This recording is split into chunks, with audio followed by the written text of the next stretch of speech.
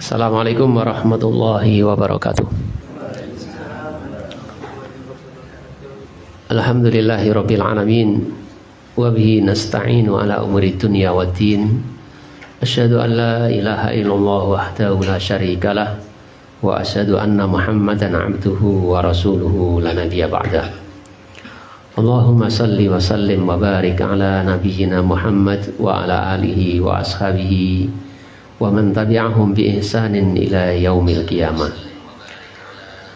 Bapak, ibu-ibu dan saudara sekalian yang dimuliakan Allah Subhanahu wa taala, alhamdulillah segala puji kita panjatkan kepada Allah Subhanahu wa taala. Dengan rasa syukur hanya kepadanya kita mendapatkan nikmat-nikmatnya, kembali bisa berkumpul dan meneruskan kajian kita. Mudah-mudahan kembali menambah kebaikan dari majelis kita ini, yang mana kita masuk pada pembahasan yang ketiga, yaitu dakwah sirriyah, dakwah sembunyi-sembunyi, tidak terang-terangan. Jadi Rasulullah Shallallahu Alaihi Wasallam mengawali dakwahnya, ya, mengawali seruannya kepada Islam itu secara sembunyi-sembunyi, ya, tidak terang-terangan.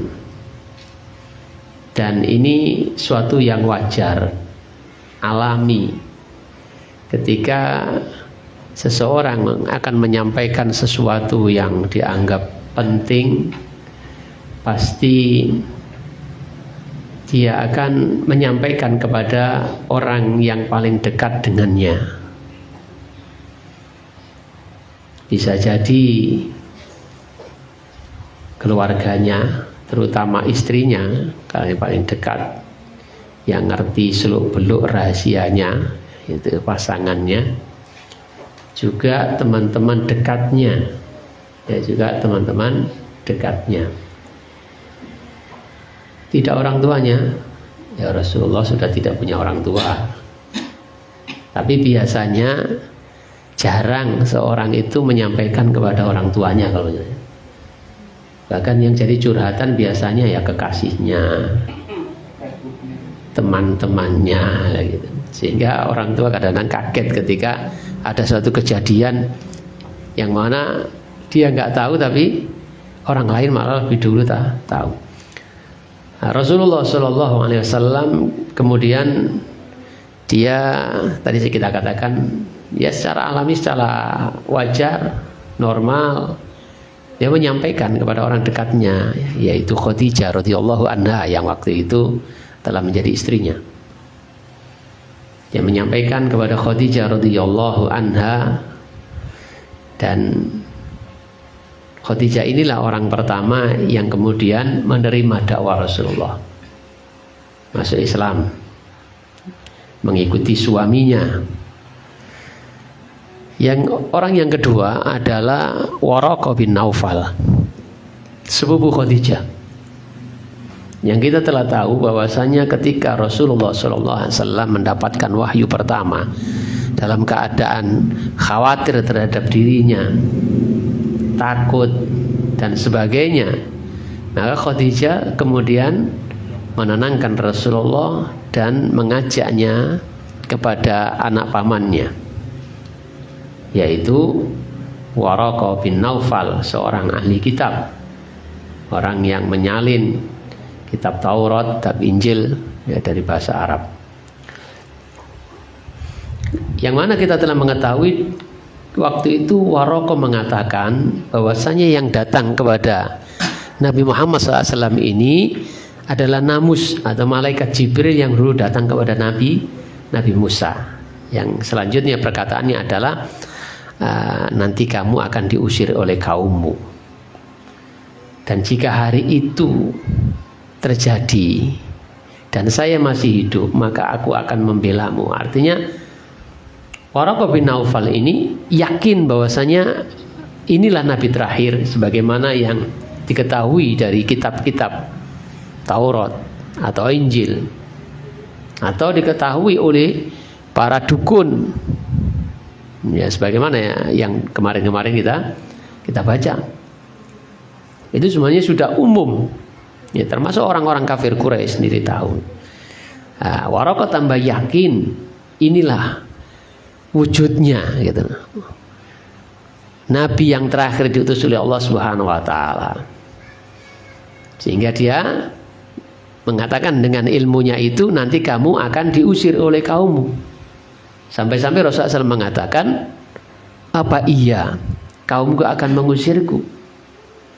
Kata Waraqah bin Naufal, tidak ada orang yang datang seperti yang datang kepadamu.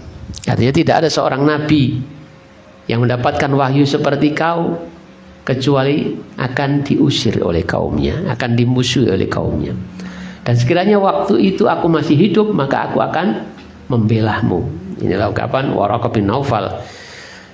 Dan tak lama setelah itu Waraqah bin Naufal meninggal dunia. Sehingga muncul Waraqah ini muslim atau tidak? Waraqah muslim atau tidak? Karena Waraqah setelah itu gak lama meninggal dunia. Maka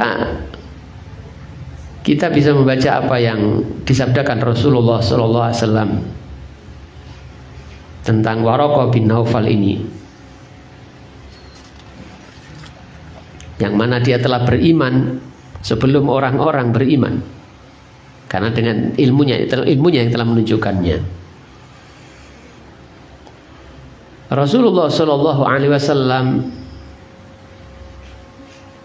beliau pernah bersabda tentang Waraqah bin Naufal.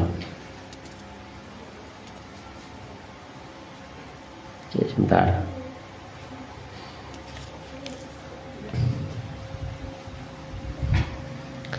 Kata Rasulullah SAW, la tasubbu Waraqata ibna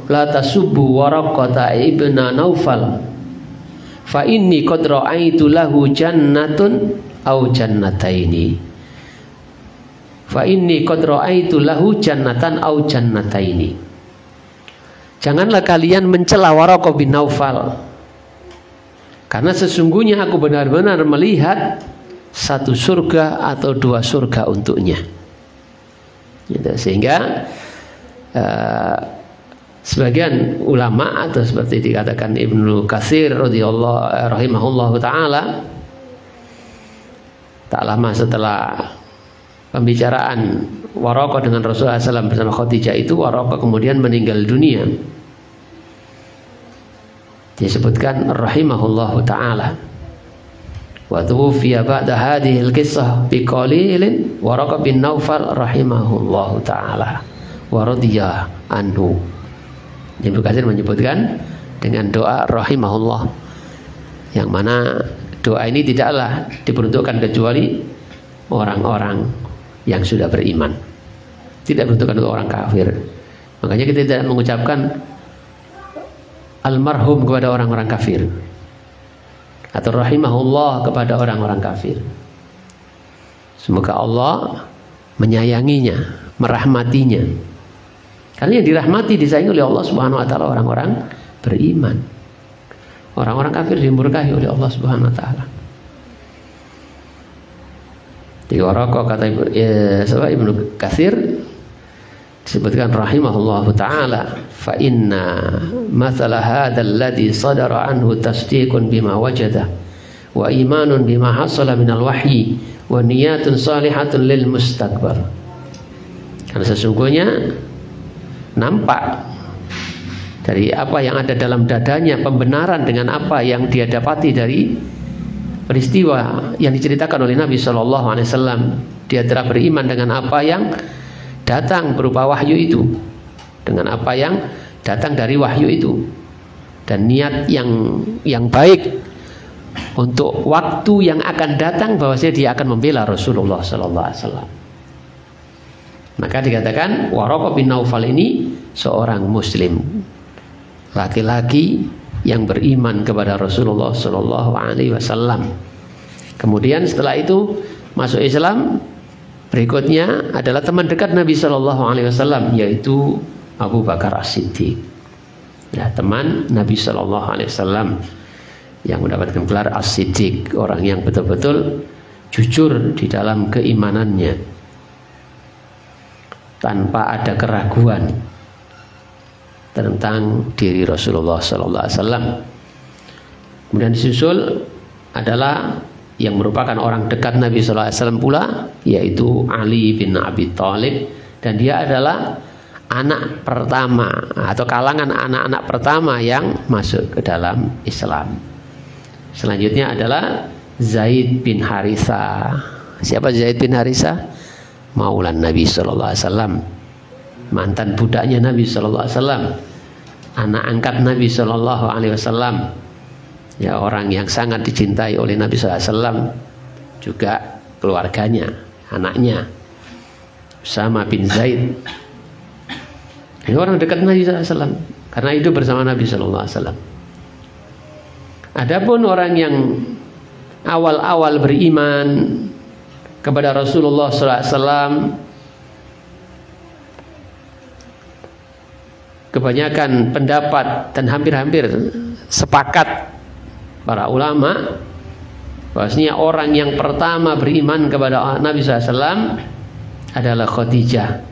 adalah Khadijah radhiyallahu anha wa ardhaha.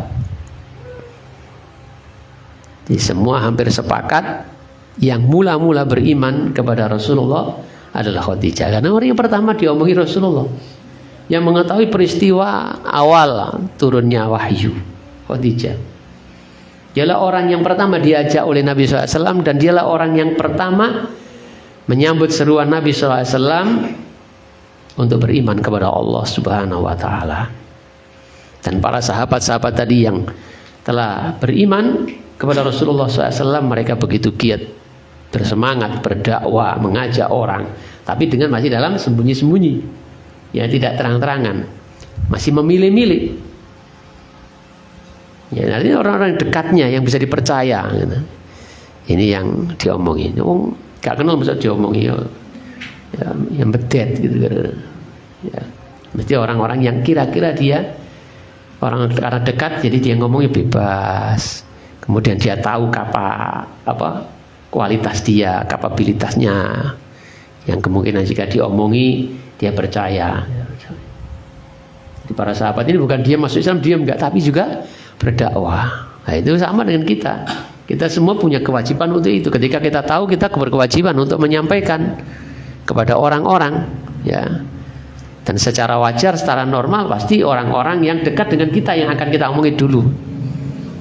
Orang yang dekat dengan kita dekat dengan nasab kita, dekat dengan hati kita, gitu, tentunya. Ya, keluarga kita tentunya. Termasuk di sini adalah Abu Bakar As-Siddiq radhiyallahu anhu. Dia berdakwah, ya, dengan dirinya, dengan kemampuan yang dimiliki dari harta dan sebagainya, sehingga beberapa sahabat masuk Islam lewat tangan dia. Ya, lewat usaha dia berdakwah ini. Di antaranya adalah Utsman bin Affan radhiyallahu anhu, khalifah yang ketiga. Dia masuk Islam lewat dakwah Abu Bakar radhiyallahu anhu. Utsman bin Affan, Zubair bin Awam, Abdurrahman bin Auf, sahabat yang hijrah ke Madinah tidak membawa apa-apa, tapi kemudian menjadi orang yang kaya raya. Kemudian Sa'ad bin Abi Waqqas, Tolha bin Ubaidillah, dan mereka ini 5 orang ini adalah 5 orang dari 10 orang yang dijamin masuk surga, yang diberikan kabar gembira oleh Rasulullah Sallallahu Alaihi Wasallam dengan surga. Selain siapa? Selain Abu Bakar sendiri, Umar bin Khattab, Ali bin Abi Thalib, kemudian Sa'id bin Zaid, kemudian juga Abu Ubadah bin Al-Jarrah. 10 sahabat yang dijamin atau diberikan kabar gembira surga oleh Rasulullah Sallallahu Alaihi Wasallam. 5 dari 10 itu masuk Islam lewat tangan Abu Bakar radhiyallahu anhu. Dan mereka ini kebaikan masuk Islam di masa-masa dakwah Syria, dakwah yang sembunyi-sembunyi ini.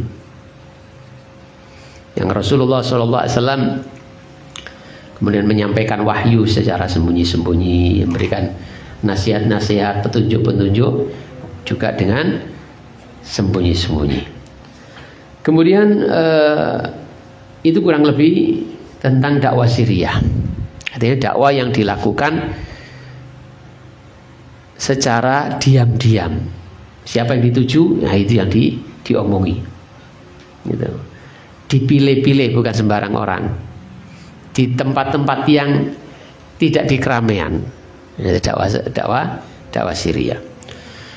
Dari peristiwa atau kejadian dakwah sirriyah ini,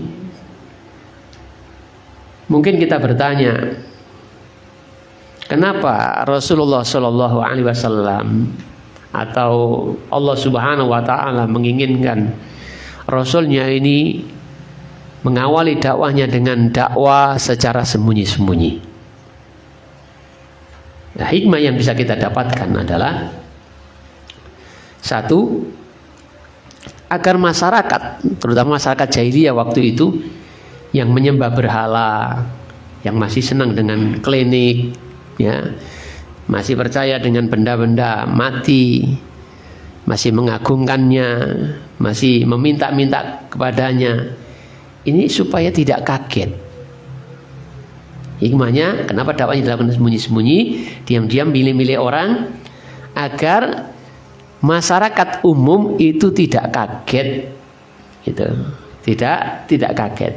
Coba kita bisa bayangkan, andai kata Rasulullah SAW langsung terang-terangan, sendirian, di mana yang disampaikan itu sangat bertolak belakang dengan kebiasaan mereka. Mereka menyembah Tuhan yang banyak. Rasulullah SAW katakan, Tuhanmu itu salah, ya, Tuhanmu itu salah, itu syirik, ini dan sebagainya. Yang benar itu menyembah Allah, Tuhan yang Esa, gitu. Sangat bertolak belakang. Kebiasaan minum khamr kan itu haram dan sebagainya. Judi ini haram, zina haram. Seperti di kalangan kita aja gitu. Yang sudah muslim ini pun, kalau kita model dakwanya seperti itu, terang-terangan, wes qulil haqqa walau murran, sampaikanlah kebaikan, sampaikan kebenaran walaupun pahit. Kalau kita amalkan secara terang-terangan seperti itu, ya babak belur disian gitu. Ya, dakwah ini belum muncul, belum terbentuk, belum ada kadernya, wis habis duluan. Nah, ini hikmahnya. Jadi agar masyarakat itu tidak kaget. Kalau sudah ada 1-2 orang mulai tahu, tidak kaget. Di kalangan kita ini kalau ujuk-ujuk ada orang wanita cadaran, kaget. Iki wong di, iki sopo, iki melu aliran apa, kaget. Tapi kalau sudah ngaji, mulai ada satu muncul, biasa akhirnya, ya biasa. Jadi hikmahnya. Yang kedua, agar kebaikan, kebenaran ini ada pendukungnya, ada kader. Sirriyah itu masa pengkaderan. Agar ada masa pengkaderan, di mana nanti setelah perintah Allah Subhanahu wa Ta'ala terang-terangan itu sudah ada orang-orangnya yang siap membela dakwah ini, yang siap membackingi, yang siap menyampaikan dengan kata-katanya bahwasanya ini bukan begitu-begitu. Wah, ini gini. Oh enggak, ini sebenarnya enggak gitu, enggak bahaya, gini kan begitu. Ahlan wa sahlan Pak D. Ahlan wa sahlan bihudurikum wa estebunikum.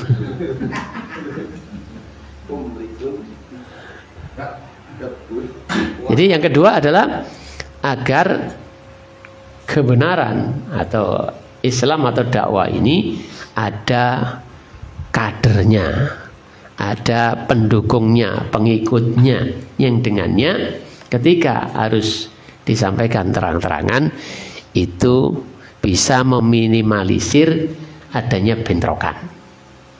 Kalau ada orang-orang punya pendukung, orang mikir dong, gitu. Apa yang gerutu kan mikir.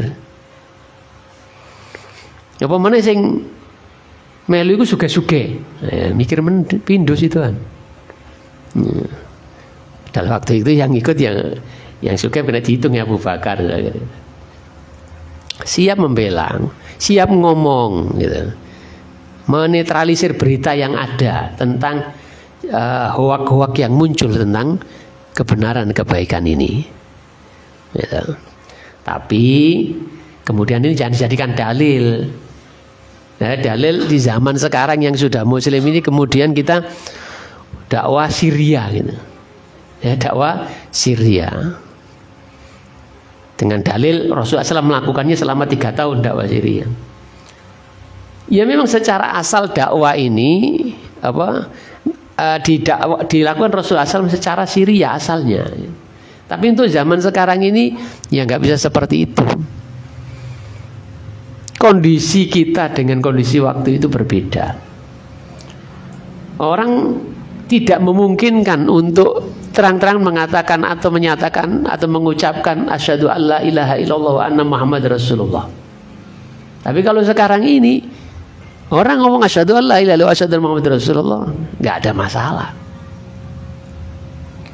Bahkan kaget yo syahadat, bukan hanya kawin Arab kawin do syahadat, kaget syahadat. Muring-muring mbek pitike yo syahadat. Asyhadu alla ilaha illallah Muhammad Rasulullah, pitik kok ngejarak gitu.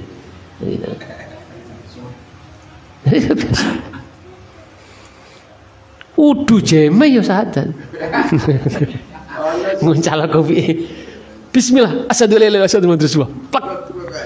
Nah, Gak ada masalah sekarang. Gitu. Maka ini tidak bisa dijadikan dalil. Dilakukannya Rasulullah SAW karena tidak memungkinkan. Ya, embrio dakwah ini akan habis duluan, gitu, secara akal-akalan. Kalau itu dilakukan dengan terang-terangan, baru muncul sudah dipangkas oleh orang-orang kafir Quraisy, belum ada kekuatan.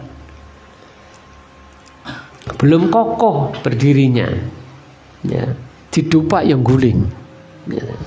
Tapi kalau sudah kuat ya, sampai dupak ya mikir-mikir. Ya.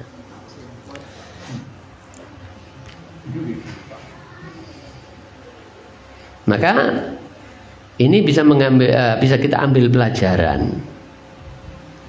Bahwasanya yang pertama, bahwasanya Allah Subhanahu wa Ta'ala tidak membebani seseorang itu kecuali dengan kesanggupannya. Jadi hikmah berikutnya adalah Allah Subhanahu wa Ta'ala tidak akan membebani kepada seseorang kecuali sesuai dengan kesanggupannya. Di waktu itu dakwah tidak punya kekuatan, tidak punya kesanggupan untuk dilakukan dengan terang-terangan. Demikian pula orang per orang tidak bisa terang-terangan mendakwakan itu. Dakwah itu wajib bagi kita semua. Tapi tidak ada orang satu dengan orang yang lain itu berbeda kemampuan. Ada yang mampu berbicara di depan sini, ada yang tidak mampu. Tapi dia lebih mampu ngomongi kuli-kuli nggone los. Ya. Dia bisa berdakwah di tempat yang lain yang lebih mampu daripada yang berdiri di sini, dan itu banyak.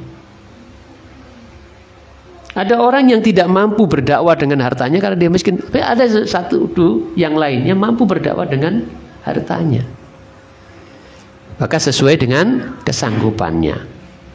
Tidak berhenti karena tidak sanggup, tapi tetap berusaha sesuai dengan kesanggupannya. La yukallifullahu nafsan illa wus'aha. Allah tidak membebani satu jiwa kecuali sesuai dengan kesanggupannya. Maka lakukanlah sesuai dengan kemampuannya. Tuh, kok saya jadi teringat sama Mas Sony ini, katanya sudah pulang ke Labuan. Sakit? Ya, syafa'allahu syifa'an ajilah. Ya, semoga kalau sudah sembuh kembali bergabung lagi. Jadi kita lakukan sesuai dengan kemampuannya, karena Allah tidak membebani suatu jiwa kecuali sesuai dengan kesanggupannya. Demikian pula Rasulullah SAW Beliau bersabda, "Idza amartukum bi syai'in fa'tu minhu mastata'tum." Jika aku perintahkan kepada kalian untuk melakukan sesuatu, maka lakukanlah apa? Semaksimal yang mampu kalian lakukan. Ya. Kemudian yang kedua adalah bahwasanya agar kita ini tidak istijal, tidak terburu-buru untuk mendapatkan hasil.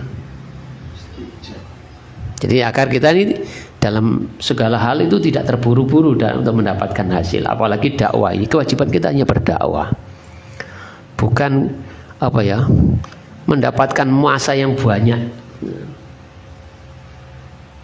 Tujuan kita adalah ilallah, bukan ilaina. Kita berdakwah itu ilallah, bukan ilaina.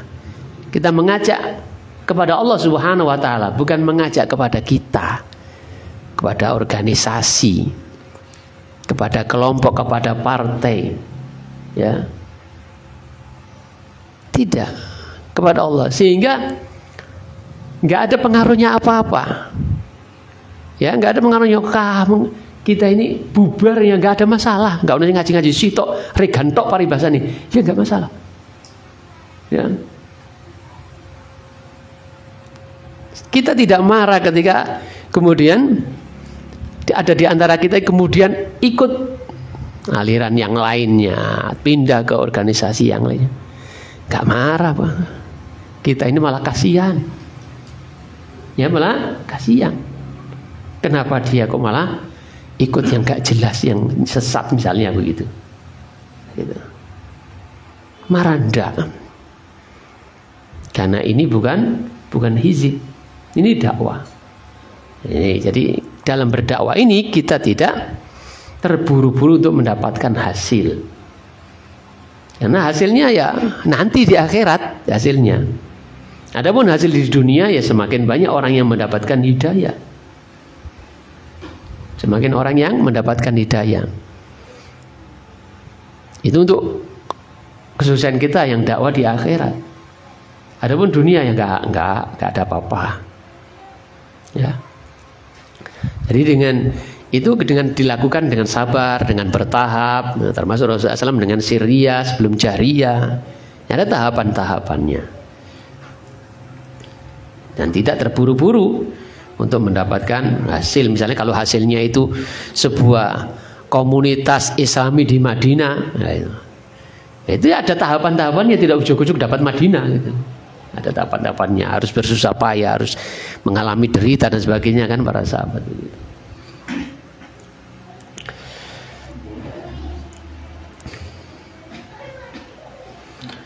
Kemudian ikhwani wa akhwati fillah rahimani wa rahimakumullah, kita ringkas saja.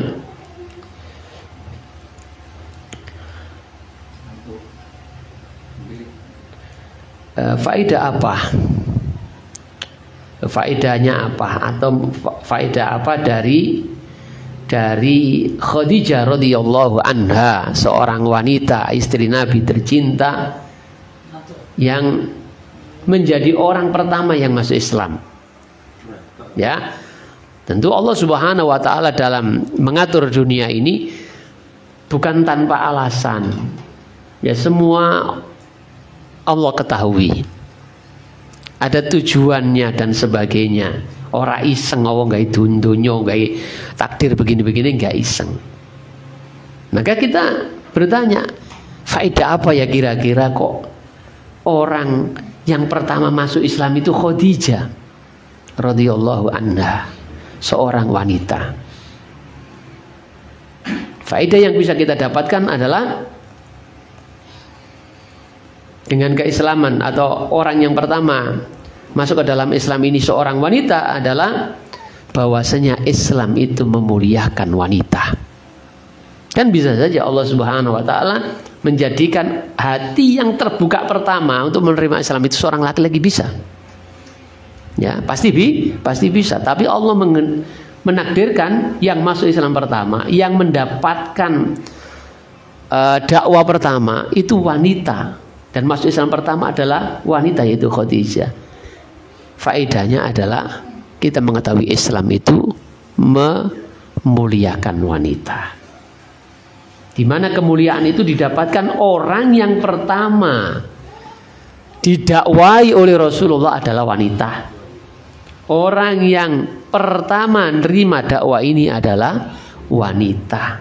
Orang yang mendukung Rasulullah Shallallahu Alaihi Wasallam dengan hartanya, yang menenangkan Rasulullah Shallallahu Alaihi Wasallam ketika dalam ketakutan, kekhawatiran mendapatkan wahyu pertama, menenangkan Rasulullah Shallallahu Alaihi Wasallam dari permusuhan orang-orang kafir Quraisy yang menyakiti beliau, yang mengintimidasi beliau baik secara fisik atau psikis, adalah seorang wanita, yaitu Khadijah radhiyallahu anha. Maka sungguh tertolak omongan orang-orang kafir bahwasanya, atau mungkin orang-orang Islam sendiri yang menganggap dengan mengikuti syariat Islam itu wanita itu terbelakang, wanita itu nomor 2 dan sebagainya. Ya, wanita dimuliakan oleh Allah Subhanahu wa Ta'ala. Dan bukan hanya peristiwa ini, tapi seluruh syariat agama itu menunjukkan kemuliaan wanita. Kalau wanita sholatnya di belakang, bukan karena wanita itu tidak mulia dibandingkan laki-laki. Karena ada yang rame-rame sholat Idul Fitri, wanita di depan dan sebagainya, alasannya gitu. Madhab Soekarno itu. Bung Karno. Bung Karno kak gaya madhab, kok madhab Bung Karno gimana sih? Jadi kalau wanita di belakang laki-laki dalam sholat, itu menunjukkan kemuliaan wanita. Kan Rasulullah SAW mengatakan, khairu sufufin nisa'i akhiruha wa syarruha awwaluha. Sebaik-baik sofnya sholat wanita itu yang paling belakang, dan seburuk-buruknya yang paling depan. Rasulullah SAW mengatakan, ente bermadhab Rasulullah, madhab Soekarno. Oke, betul. Ini satu contoh gitu. Karena sejak awal wanita dimuliakan dengan kejadian Khadijah ini masuk Islam pertama. Itu sudah menunjukkan kemuliaan seorang wanita di dalam Islam ini. Dan seluruh syariat Islam memuliakan wanita. Maka sekali lagi, jika ada omongan-omongan Islam itu mengekang wanita, Islam itu menghinakan wanita, gitu. Laki-laki boleh nikah 4, wanita tidak boleh nikah lebih dari 1. Ini adalah untuk kebaikan wanita. Kira kok gak peyok di bojo babat. Bojo sitok espo wegel kok ngumbano, gitu ya, nyiapno panganan, ngene durung maneh kepang jaluk. Wayahe turu. Iya. Ini kebaikan wanita. Gak pegel-pegel. Nah, sampai-sampai ada yang wis ngongkon bojone kawin meneh, mergo wis ora sepegel ngopeni bojone. Wis dilakoni ngene-ngene cek ngomeng wae wis nak kawin meneh itu, Gus. Kok gak nrimakno blas.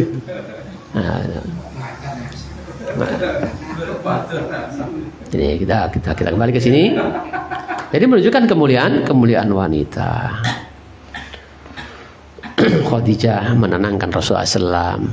Khadijah kemudian orang yang pertama mendukung dakwah Rasulullah dengan hartanya. Khadijah seorang wanita, ya, menghibur Rasulullah hingga mengajak ke Waraqah bin Naufal, ya, sepupunya, menenangkan Rasulullah SAW. Selain itu, kita juga membaca sejarah bagaimana Islam memuliakan wanita dengan kejadian wanita yang pertama selain Khadijah tadi, ya, sampai termasuk meninggal dunia di dalam Islam, gitu. Dalam masa perjuangan adalah Khadijah wanita pertama. Ada juga wanita yang syahid, wanita pertama yang syahid di dalam Islam, seorang wanita. Siapa itu? Sumayyah bintu Khayyat, ibunya Ammar bin Yasir. Ini adalah syahid Syahidah pertama di dalam Islam, seorang wanita mendapatkan kemuliaan mati syahid. Pertama adalah seorang wanita, yang mana dia beriman kepada Rasulullah Shallallahu Alaihi Wasallam, lalu dengan keimanannya dia kemudian disiksa sehingga meninggal dunia, dibunuh oleh Abu Jahal, yang karenanya seorang Abul Hakam ini kemudian mendapatkan gelar Abu Jahal, ya, gara-gara membunuh Sumayyah bin Khayyat. Dia adalah wanita pertama atau orang Islam pertama yang mati syahid, mati syahid. Kemudian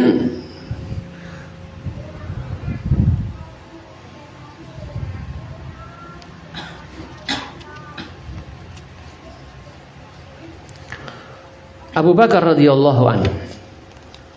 Ya, setelah itu Abu Bakar radhiyallahu anhu, dia bersungguh-sungguh di dalam dakwahnya, sebagaimana yang kita ini. Jadi ketika masuk Islam, dia tidak diam-diam, tapi dia juga berdakwah secara diam-diam pula.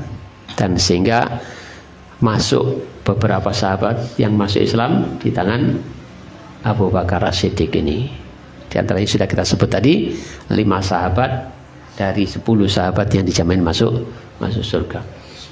Abu Bakar radhiyallahu an, dia adalah orang pertama dari umat Nabi Muhammad sallallahu alaihi wasallam ini yang berdakwah.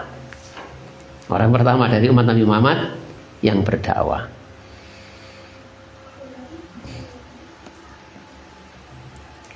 Dia berdakwah secara fardiyah, secara sendiri, secara sendiri-sendiri. Yang hal ini mungkin sekarang ini banyak ditinggalkan oleh kita. Bahwasanya setiap kita ini wajib berdakwah sesuai dengan kemampuan, sesuai dengan kemampuan yang dimiliki. Jangan ditinggalkan. Jadi dakwah itu bukan hanya tugasnya ustadz saja, tugasnya kiai saja, bukan. Semua kita berkewajiban berdakwah, tapi ojo ngawur. Ini gak ngerti ojo berdakwah gitu. Tapi ini ngerti didakwah no. Ya, diajak. Dakwah itu mengajak orang yang belum tahu menjadi tahu tentang agama ini. Mengajak orang yang belum semangat menjadi semangat di dalam beramal. Mengajak. Ya, dengan mengenalkan, dengan mengingatkan, gitu, dengan memotivasi, gitu, untuk lebih dekat kepada Allah Subhanahu Wa Taala. Itu berdakwah. Seorang ibu, yang seringkali saya contohkan, seorang ibu yang tahu doanya mau tidur, dakwakan kepada anaknya. Artinya ajarkan kepada anaknya. Anak itu tuntun, diajari, dibiasakan ketika mau tidur membaca doa Bismillah Allahumma amutu wa ahya. Ngerti arti ini, yuk diartekno. Itulah berdakwah. Orang Islam yang mungkin belum kenal agamanya diajak ngaji. Yang belum bisa baca Al-Quran diulangi baca. Itulah berdakwah. Gak usah dekik-dekik gitu. Gak usah, ya mudah-mudah saja yang kita mampu untuk melakukannya. Terutama orang-orang yang kita inginkan kebaikannya, yaitu keluarga kita, orang-orang yang kita cintai, orang-orang yang kita sayangi, karena kita ingin selamat. Sebagaimana kita juga menginginkan keselamatan untuk diri kita sendiri. Kita ingin dia selamat. Istri, anak, itu kan kewajiban kita untuk menyelamatkannya. Yang kita mendapatkan beban untuk menyelamatkan dari api neraka. Ya diajak ngaji. Bisa nuturi, dituturi.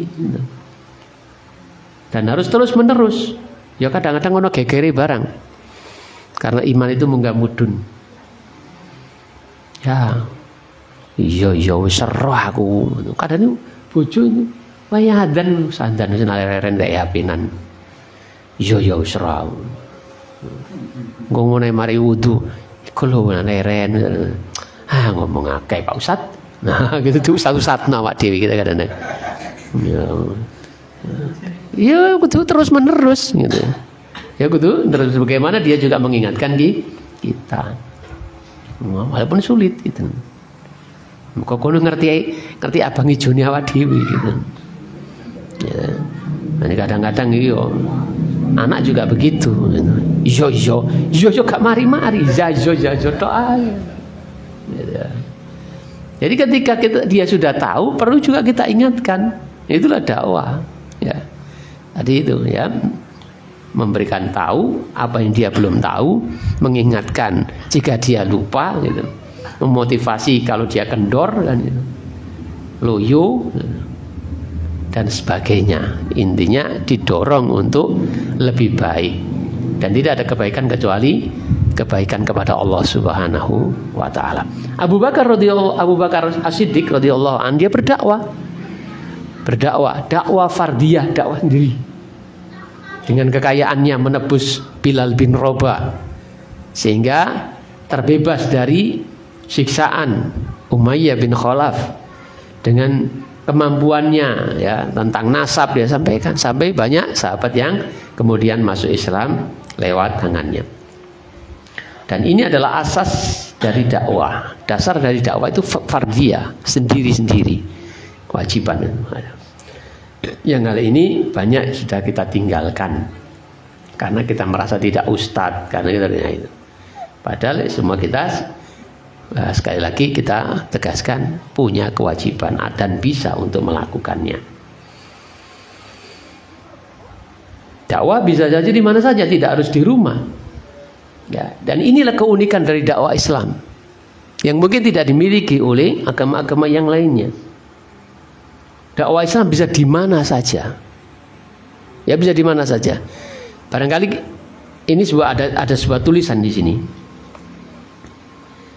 Akan menambah gambaran kita tentang dakwah, keunikan dakwah Islam ini. Ada ustadz yang mengibaratkan dakwah Islam ini seperti air, ya, seperti air. Dia akan terus mengalir ke tempat-tempat yang rendah. Ketika dibendung, dia akan mencari celah-celah untuk merembes. Bahkan ketika dibendung, dia akan naik melewati bendungan itu atau menjebol bendungan itu. Dakwah ini terus berjalan, baik dengan Anda ikut atau tidak Anda ikut, dakwahnya akan tetap berjalan. Dakwah Islam ini tidak akan rugi dengan tidak ikutnya Anda sekalian. Justru kalian yang akan rugi kalau tidak mengikuti kebenaran, kebaikan dakwah Islam ini. Ini dakwah ilahiyah, ya, dakwah Allah Subhanahu wa taala akan terus mengalir, terus berjalan, ya. Terus akan ada estafet berikutnya. Nah, pada masa penjajahan Prancis di Aljazair, ada salah satu pejabat penjajah Prancis, ya, bangsa Prancis yang menjajah Aljazair. Salah satu pejabat itu ada mengancam kepada Syekh Abdul Hamid Al-Jazairi waktu itu. Dia mengancam agar Syekh ini menghentikan yang dikatakan racun, gitu, agar tidak meracuni orang-orang di masjidnya. Artinya pada Syekh ini ngajar ngaji dakwah di masjidnya, ceramah, gitu. Tapi bangsa penjajah ini bahaya, ini Syekh ini meracuni masyarakat, menjadi rakyat. Kalau sudah mengenal Islam, maka dia akan berontak. Karena nggak mungkin orang Islam dikuasai oleh orang kafir. Maka kata penjajah ini mengancam kepada Syekh Abdul Hamid Al-Jazairi agar menghentikan aktivitasnya. Jika tidak, maka dia akan datangkan pasukan untuk merobohkan masjidnya. Ya, jika tidak mau menghentikan baik-baik, maka masjidnya akan dirobohkan dengan pasukan penjajah, sehingga dia tidak bisa berdakwah menurut kacamata orang kafir ini. Tapi apa kata Syekh? Ya, kata Syekh, apabila kamu tidak akan mampu, kata Syekh. Ya, kamu tidak akan mampu. Jawaban Syekh, wahai Tuhan, sesungguhnya kamu tidak akan mampu untuk melakukan itu. Innaka la tastati'u dzalik. Sungguhnya kamu tidak akan mampu melakukan itu, menggempur masjid, menghancurkan masjid ini, menghentikan dakwah ini. Wah, muncul pejabat ini ngeremehno kowe iki, ya. Menganggap kecil awak dhewe iku. Gempur masjid, menghentikan dakwah aktivitas saja nggak bisa. Nah, kata Syekh, apabila aku, karena dakwah Islam itu begini. Jika aku berada di pesta, maka aku akan mengajak orang-orang undangan pesta itu, akan mendakwahi mereka. Jika aku ada di perkumpulan, maka aku akan berdakwah kepada orang-orang yang hadir di perkumpulan itu. Jika aku ada duduk di kereta api, maka aku akan mendakwahi para musafir yang sedang dalam perjalanan itu. Dan jika aku masuk penjara, maka aku akan mendakwahi para nabi.